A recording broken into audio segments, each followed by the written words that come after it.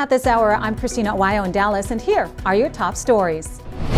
ICE announcing that they have arrested 2 illegal migrants for forcibly raping children in Massachusetts, as well as a third illegal who was convicted for raping a child in Brazil. 21-year-old Minor Steven de Paz Munoz from Guatemala was arrested for forcible rape of a child, but was released in Massachusetts by the Great Barrington Police Department, who ignored an ICE detainer request.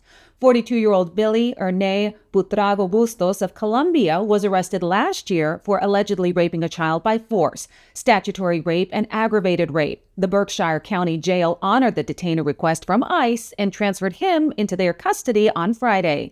And 41-year-old Alexandre Romão de Oliveira was convicted of rape in Brazil and was hiding in Massachusetts as a fugitive after he was caught and released at the New Mexico border in April 2022. ICE Boston arrested him in Massachusetts on Monday. The arrest took place in the state where Democrat Governor Maura Healey said she would not cooperate with President Donald Trump's deportation plan and previously told local media that sometimes things happen. We have security and systems in place. We have vetting in place.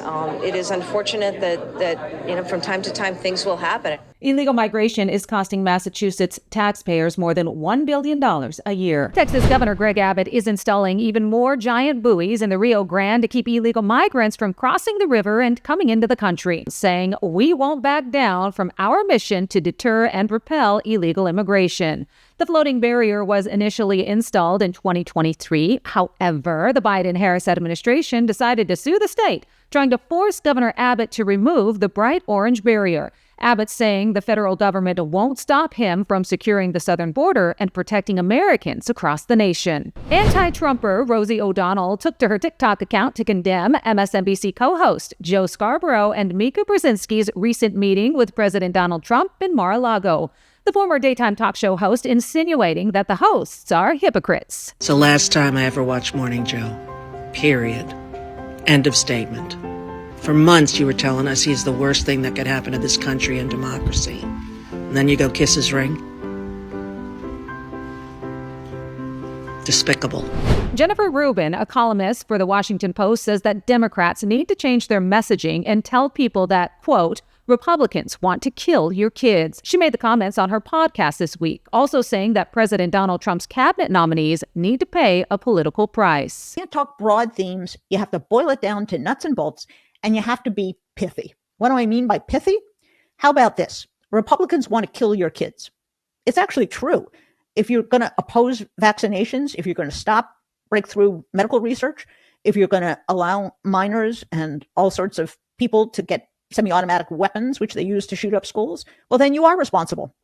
Russia has started mass-producing mobile bomb shelters that can protect against a variety of threats, including shockwaves and radiation from a nuclear blast.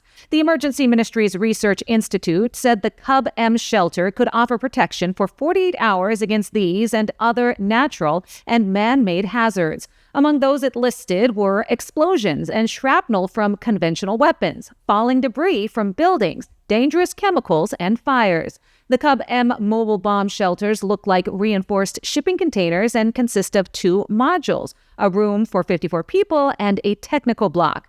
They can easily be transported on a truck and connected to water supplies and can also be deployed into Russia's vast northern permafrost. The move has not been linked to any current crisis. However, Ukraine just launched U.S.-provided long-range missiles into Russia. Putin lowered the threshold for nuclear strikes and said he would respond to the latest attack.